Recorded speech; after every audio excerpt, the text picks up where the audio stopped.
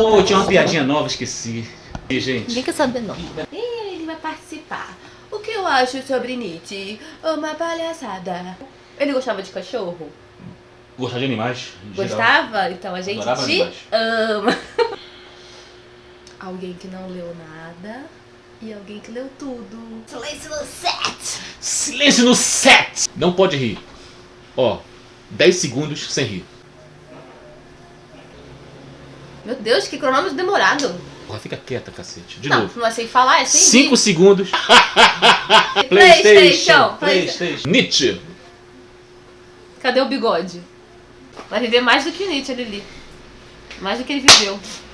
Vou fazer efeito sonoro. Verdade. Eu vou fazer a voz da Bruna. Ô pai, vai começar o vídeo, pai. Vem. Tá de sacanagem, né? Acho que nem dorama. Dorama é assim, ó. Faz também, pai. Coreano. Eu me recuso. Não, Eu me recuso.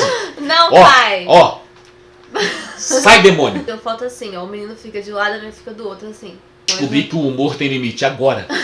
Nesse exato Isso momento. não é humor. Isso aí é Isso real. é sério? Não, é real. Piorou. Assim, ó. Pra tirar foto assim. Tim. Quem sabe que é dorama? K-drama. Eu fico muito feliz em não saber do que você está falando. Eu tenho rinite, né, pai? A dona do canal Pô. tá tirando meleca, tá escarrando. Margarete! Telly! Esse amigo é um cara muito inteligente. Inteligente mesmo, um cara formado em letras. Formado em letras é inteligente? Ah, às vezes é, né?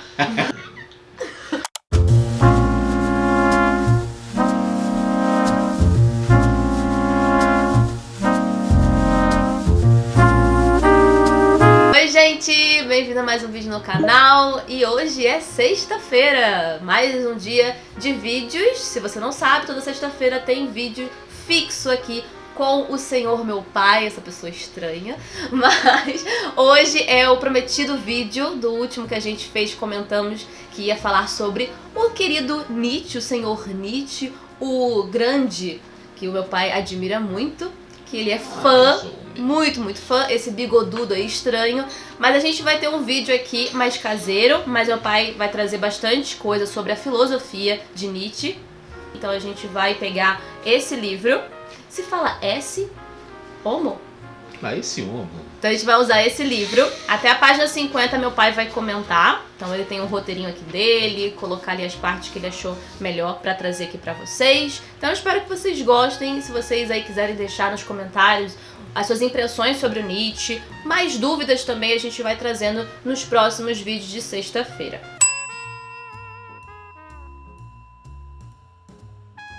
Ele vai começar com uma historinha sobre o pré-adolescente Nietzsche. Isso. Quero saber também. Então Nietzsche estudava numa escola clássica, né, tradicional, chamada Piforta, só professor fera e tal. E Nietzsche, um dia voltando da escola, que eles percorriam um espaço andando longo, né?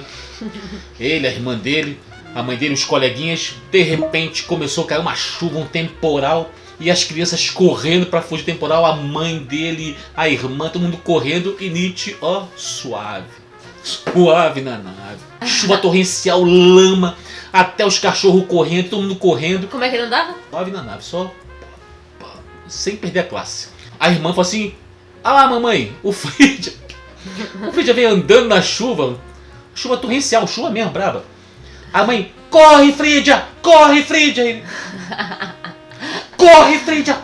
Vem pra cá, cara! Quando chega, meu filho, por que você não correu? Você quer ficar resfriado e pegar uma pneumonia? Ele: mamãe, meu professor falou que os cavaleiros não correm, nem na chuva. Entrou todo molhado, todo ferrado.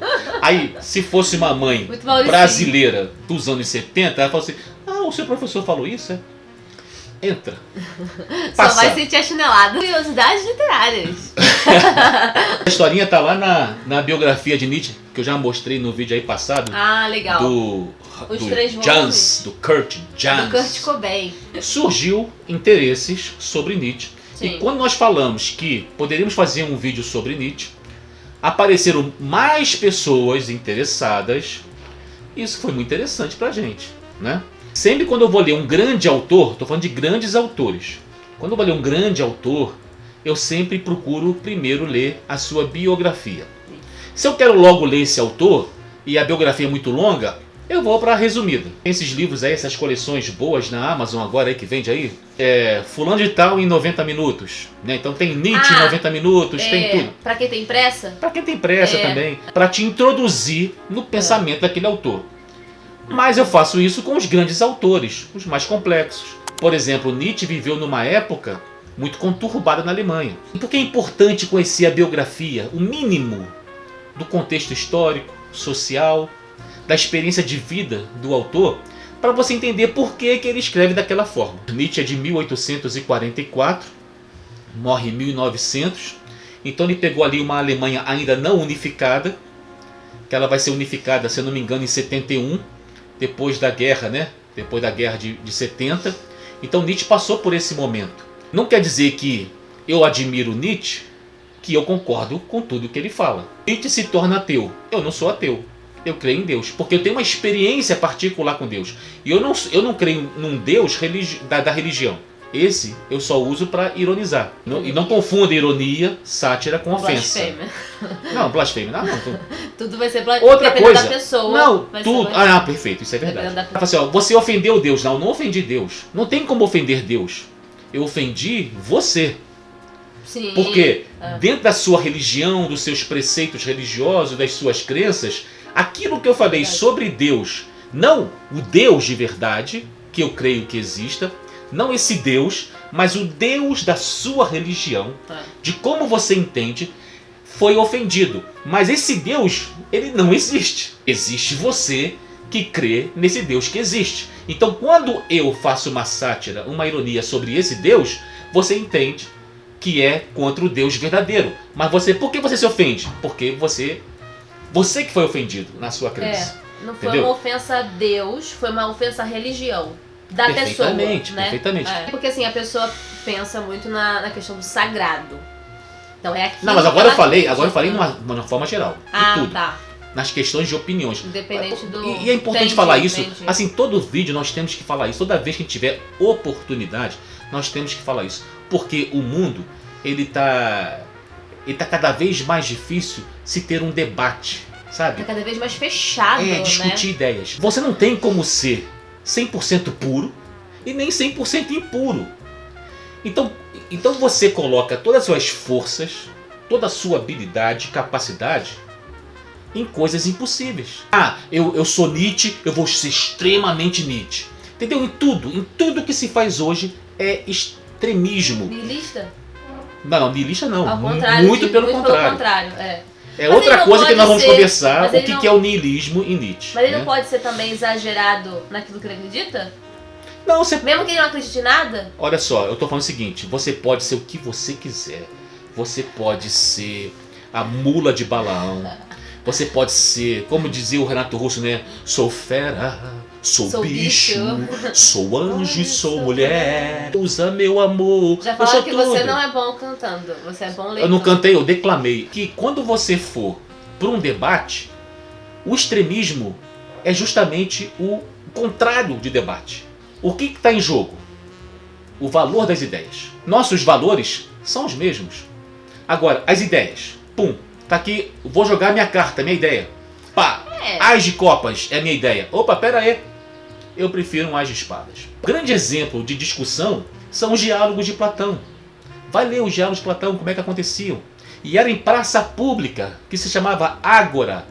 Na Ágora, que era discussão em Atenas. Iam pra Ágora discutir questões. Mas as pessoas, elas não trabalhavam? Porque eu tô pensando tipo hoje, entendeu? Eram os youtubers, né?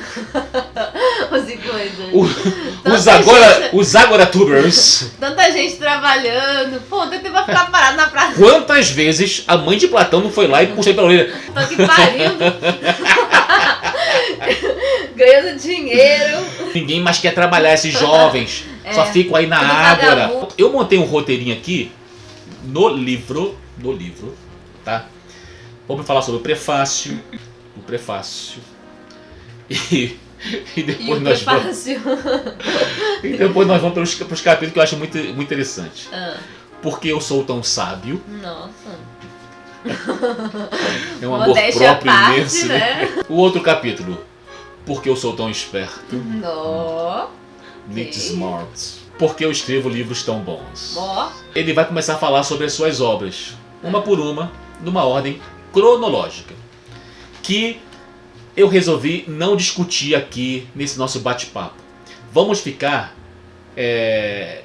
com esses capítulos e o seu prefácio. Porque Nietzsche ele vai apresentar o seu método. E eu vou dizer por que eu sou tão sábio e por que você pode ser tão sábio. Por Nietzsche, apenas R$70. primeiro coach foi Nietzsche. Primeiro coach. Entendeu? E tem uma coisa que ele fala muito interessante, que é assim, ó. Primeira coisa para um filósofo. Levanta a bunda da cadeira e vai andar, desgraçado. Só que Nietzsche não conheceu as ruas do Rio de Janeiro e de São Paulo, né? Vai se aventurar, filhão.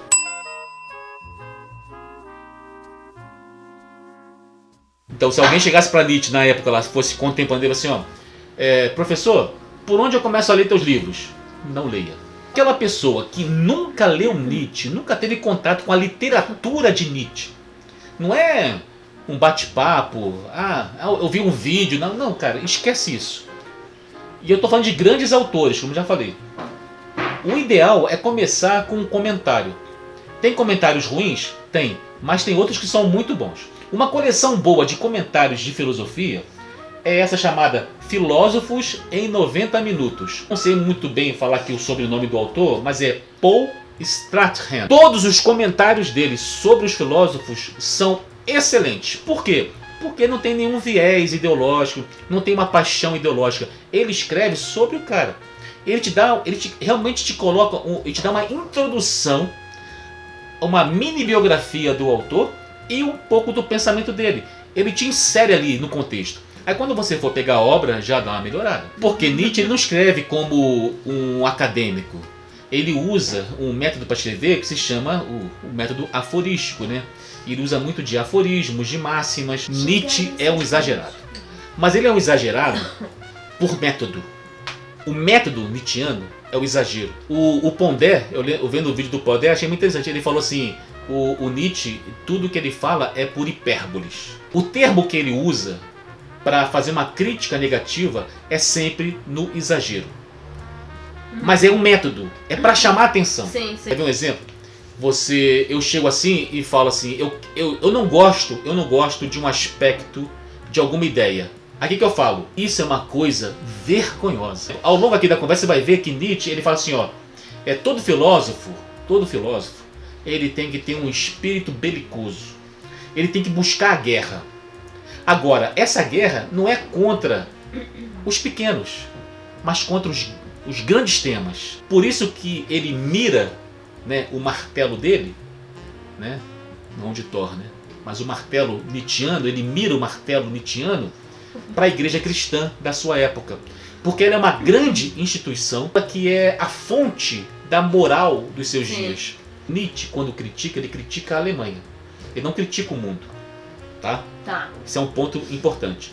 Nietzsche não faz crítica ao mundo. Ele critica a Alemanha, a sua cultura. Ele fala que a Alemanha ela vem numa decadência. Ele usa esse termo. É do que é a experiência dele, né? E a grande cultura para Nietzsche é a França. Os grandes artistas, escritores, pensadores em geral são franceses. Entendeu? E tudo de ruim é a Alemanha. Mas o que eu percebo em Nietzsche é que tudo que ele ataca com muita força é porque é muito importante para ele. Nós estamos em 1888. Nietzsche tem 44 anos. E ele está num momento muito bom da sua vida. Ele sai para fazer as suas andanças, que ele andava muito. E ele caminhando encontra um homem também de grande conhecimento, encontra um professor. E alguns o reconhecem. O professor Nietzsche ali começa a conversar. E ele se espanta que esses caras nunca leram um livro dele. E esse momento, Nietzsche já escreveu tudo. Já tinha escrito Zaratustra, que ele entendia como a sua obra-prima, né? Tô tão sábio. E os caras nunca tinham lido ele. Tadinho. O que acontecia naquela época, pessoas que ouviram um comentário, conversaram com alguém e iam deturpando Nietzsche. Eu lembro que eu tinha um conhecido no trabalho, evangélico, conhecia Nietzsche. coleção Os Pensadores. Lembra? Tá, Da editora Abril. Pegou algumas partezinhas ali, pá. Em algum momento deve ter se sentido ofendido na sua crença evangélica, né? Pum, jogou de lado. Esse amigo é um cara muito inteligente mesmo, um cara formado em letras. Formado em letras é inteligente. Ah, às vezes é, né? Chegou pra mim e falou assim: bravateiro. Bravateiro, Bravateiro. nossa. Achava que Nietzsche, ele não queria dizer o que estava dizendo. Ele não estava tão errado, sabe? Bom ponto.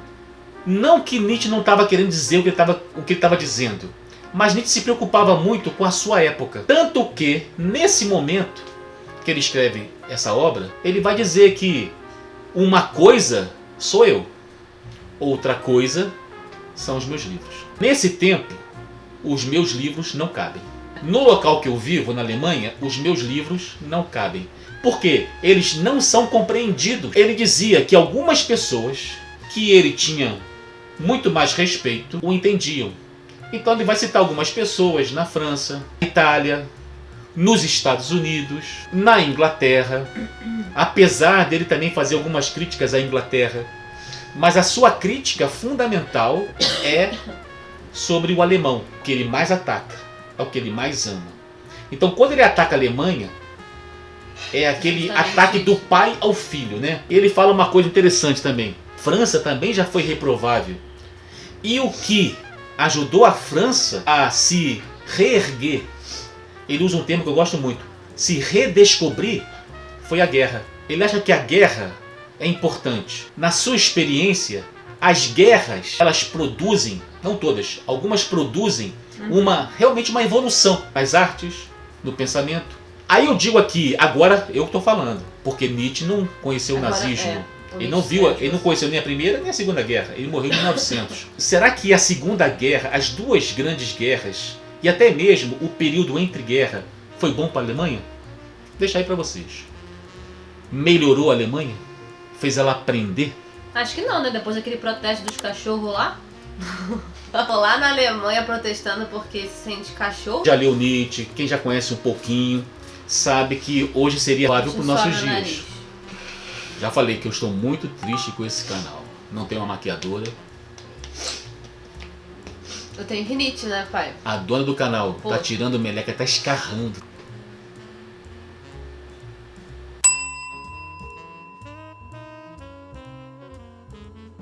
Então Nietzsche vai deixar bem claro que existe uma escória. E ele ignora essa escória. Ele vai dar uma opinião sobre a questão feminina. E eu tenho certeza que as moças aí que leram, né, as mulheres que leram, até mesmo os homens que leem, ficam assim admirados, dizendo, pô, como o cara pensava isso, né? Ele pensava que a mulher não tinha que ser emancipada, entendeu? Ele era contra a emancipação da mulher, que a mulher vota, porque ele via a mulher como assim... Um ser inferior. Não é um ser inferior. Ela não está inserida no contexto. Nietzsche via a mulher inserida na sociedade para dar sua opinião, para exercer uma função de igualdade com os homens. Ela teria que se preparar. Ela não estava preparada. Só que a visão de Nietzsche é a visão de um homem dos fins do século XIX, na Alemanha. Ele também tem suas limitações. Então, por favor, não vão julgar Nietzsche com os olhos do século XXI. Pelo amor de Deus. Se Nietzsche fosse vivo hoje, ele reescreveria suas obras. Entendeu? Muito bem. Dito isso, a má compreensão dos seus escritos deturpavam suas ideias. Tá. Então, quando ele encontrava alguém que tinha lido realmente, ele percebia que a pessoa ignorava muita coisa importante, por não ter entendido aquilo ali não seria importante, porque tem esse lance, sabe? Tem essa arrogância do acadêmico, que quando ele não entende, é porque a pessoa escreveu mal, não soube se explicar. Existe isso? Existe. E quando não entendem ele, é porque leu errado.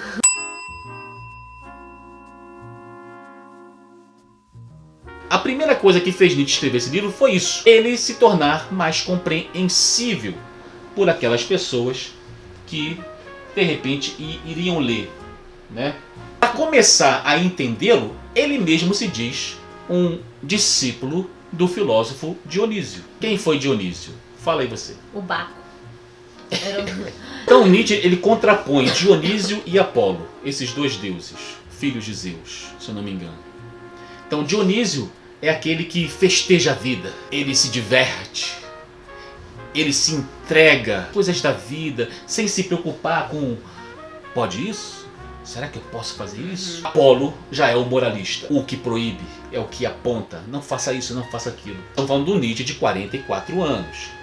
É um Nietzsche já desenvolvido, maduro, sem se preocupar com uma moral vigente, com proibições. E então Nietzsche se apresenta como discípulo de Dionísio. Nascemos no mundo que já existem leis. Ele vai chegar e vai dizer que isso é um grande mal para o desenvolvimento. O filósofo, ele tem que estudar justamente aquilo que é proibido. Porque o proibido é uma criação de uma sociedade que criou uma moral específica e que deseja dominar totalitariamente a sociedade, o mundo. Sócrates foi condenado à morte porque ele ousou desnudar o proibido. Mas Nietzsche vai criticar Sócrates, e vocês vão entender por quê. Nietzsche vai dizer que o seu trabalho, o seu ofício, tombar ídolos. Eu até falei contigo agora, recente, né? Uma passagem lá numa carta de Paulo: os ídolos nada são. E Nietzsche vai encontrar vários ídolos na sociedade. Os ídolos, como são estátuas, cada vez mais que ele recebe adoração, maior ele fica, com mais domínio sobre toda a sociedade. Até chegar numa altura que ele já não se sustenta mais. E ele começa a balançar, perder a firmeza. Ele cai e esmaga a sociedade, esmaga as pessoas. E Nietzsche tem como ofício tombar ídolos. Dionísio. Tombei. Esse canal é muito baixo. Carol com cara é Nietzscheano, então. Coisa, eu vou embora. Se é pra tombar, tombei. Esse é o quadro da sociedade alemã de Nietzsche, dos dias de Nietzsche. Em 88 já existe uma Alemanha unificada, é um pós-guerra, né? E o que Nietzsche faz? Ele contrapõe a realidade com o mundo ideal. O que nós vemos não é a realidade.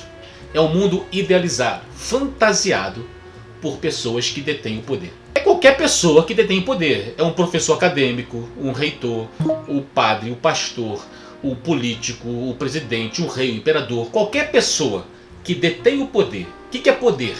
Esse poder é a capacidade que uma pessoa tem de impor sua vontade, de impor suas leis. As pessoas que estão sob esse poder, elas se sujeitam a esse homem poderoso, a essa instituição, e até mesmo o seu próprio destino é dado por esse poder. E tem um aforismo que ele fala assim: perdoar o que você fez contra mim é muito fácil. Agora, perdoar o que você tem feito contra você mesmo é muito difícil. O mundo ideal para Nietzsche não é uma coisa boa, tá? Tanto que ele é contra o idealismo e vai ser contra Hegel. Não esquece o ideal. Ah, tá. O ideal é coisa fantasiosa. Por exemplo, Deus é um ideal. Entendeu? É a expectativa que a pessoa tem Não é porque, né? Você, por exemplo, você idealizou. Você é tão fraco, tem medo de enfrentar o mundo real, que você pega o mundo real e o fantasia. Então Nietzsche, ele seria contra isso. Você não tem que acreditar no mundo do seu jeito. Você tem que acreditar no único mundo que existe. Melhor você viver no mundo como ele realmente é do que viver no mundo que você acha ideal. Outra coisa, estamos falando de Nietzsche. Não estamos falando de Rodinei, nem de Bruna. Muito menos. Nem de vocês. Uma pergunta, então, essa questão do idealismo, do ideal, tem a ver com ideologias. Não, tudo tem a ver com ideologia. Todo mundo tem uma ideologia, né? Sim, sim. Né? Mas o que acontece é assim, Nietzsche fala assim, que o filósofo, esse super-homem, o homem do futuro, e superou tudo isso. O homem sublime. Usaria. Esse homem, ele tem que se esforçar para conhecer o mundo de verdade, o mundo real. Assim como Nietzsche, você tem que ler o mundo como ele é e a sua época. É por isso que ele fala, uma coisa sou eu, outra coisa são minhas obras. Porque ele consegue ler que no mundo que ele vive, as obras deles não cabem. Então eu tenho que entender isso, ó, não cabe ainda. Separar o Deixa ela aqui. A passagem, né, que Paulo fala é viver como se já não vivesse mais. Tem um contexto lá religioso de Paulo e tal. Mas é mais ou menos isso, né, que a gente pode aplicar aqui na filosofia de Nietzsche, é que é você viver como se não vivesse. Por quê? O teu corpo está aqui, mas tua mente está muito mais à frente. As suas obras estão mais à frente. Mas você precisa continuar vivendo, porque essa é a tua época, né? Uma coisa que eu achei muito interessante em Nietzsche, que eu estou alinhadinho com ele, é como ele define filosofia. A filosofia, como eu até então a compreendi e vivi, é a busca de tudo o que é alheio e questionável na existência, de tudo aquilo que até agora fora proscrito pela moral. Você vê como que o ensino de filosofia está tão distante disso, né? O que é o filósofo? É esse cara que se lança naquilo que é proibido. A caverna de Platão que a gente estava falando, né? Tá toda a sociedade você vê as no coisas, escuro, na escuridão. Distorcidas, né? Tudo distorcido para ela. E vem um sujeito e fala, olha só, tem mais coisa do que isso. Porque ele vem lá do proibido. É um ato de coragem o filosofar. E não você fazer ali o que está previsto num currículo. A gente aproveitando aqui a obra que a gente está lendo em conjunto, né, lá, o Ulisses do Joyce, é o que o Stephen fez na biblioteca. Questionou o quê? A tradição. Quem hoje, nos nossos dias, no dia 27 de setembro de 2023, quem hoje no Brasil detém esse poder que determina destinos, que determina o que pode ser falado e o que não pode ser falado, seja na academia, seja na nossa ágora, as nossas ruas. Nietzsche também era um cara totalitário, negativo. Muito pelo contrário. Nietzsche fala o seguinte, quando é que você, não com essas palavras, né? Quando é que você, como discípulo, entende que se tornou um filósofo? Quando você nega o mestre. Todo discípulo tem um único objetivo enquanto discípulo: negar o mestre. Se você não conseguir isso, você fez o teu mestre um novo ídolo. Não é destruí-lo, mas é você superar, você criar a sua própria filosofia a partir das suas experiências e seguir o seu próprio destino. Assim, o Zaratustra fala assim, ó, eu não sou destino, eu sou ponte. Por quê? Eu sou a ponte que leva o homem até o super-homem. Eu me coloco como ponte. Vocês atravessam sobre mim e seguem o seu destino. E me esqueçam. Não tem ressentimento. Quem sofre com ressentimento é a escória. A gente vai falar, é a escória. Por que você está todo ressentido? Ah, porque eu fiz isso por ele e olha o que eu recebi em troca. Não tem, Nietzsche fala assim, ó, isso é vazio de sentido. Você entende que o egoísmo é egoísmo e não entende que o egoísmo nada mais é que uma coisa sem valor, uma coisa que é normal na vida. Você falou de questionar o mestre e lembrei do Pais e Filhos de novo, né? Pais e Filhos. Sim, o Arkady e o Bazarov, porque tem muitos momentos que o Arkady tem ali um potencial de argumentar e questionar o mestre dele, que ele considera o Bazarov seu mestre, mas ele não questiona. Ele coloca mesmo o Bazarov como ídolo, porque toda hora que o Bazarov toma uma atitude ou fala alguma coisa, o que o Arkady pensou, ele não tá concordando 100% com aquilo, sabe? Alguma coisa incomoda ele, mas ele prefere se calar e não falar nada. Não então, questiona. é justamente o que Nietzsche fala. Que, por exemplo, ele identifica um grande homem da Alemanha, que é o Richard Wagner, o músico. Ele fala assim, tudo de bom que nasce em solo alemão é estrangeiro. Ou seja, você fala assim, nossa, eu li um livro, cara, de um alemão. Não, ele não é alemão, ele é francês. Não, que é o nome dele? Ah, ele deve ter descendente, né? Não, é porque os pais são alemães, são franceses, alguma coisa assim, entendeu? Ah, tá. Sempre você vai encontrar, ou se o cara for alemão, ele foi educado na França. Sim. Então a grande cultura para Nietzsche é a França.